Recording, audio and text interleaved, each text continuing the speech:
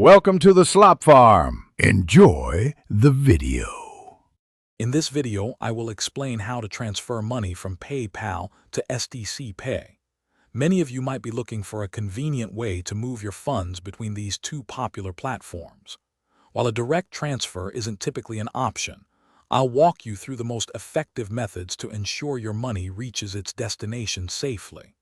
We'll cover everything you need to know to make this process as smooth as possible, so let's get started. Before we dive into the steps, it's crucial to understand that direct transfers between PayPal and STC Pay are not typically available. This means we'll need to use an intermediary. The most common and reliable method involves your personal bank account. Make sure your bank account is properly linked and verified with both your PayPal and STC Pay accounts. This foundational step is essential for a smooth and secure transaction process. Now, let's go through the actual transfer process.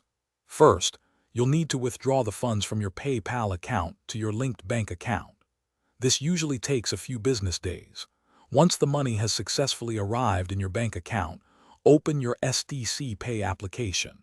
From there, you can easily transfer the funds from your bank account directly into your STC Pay wallet.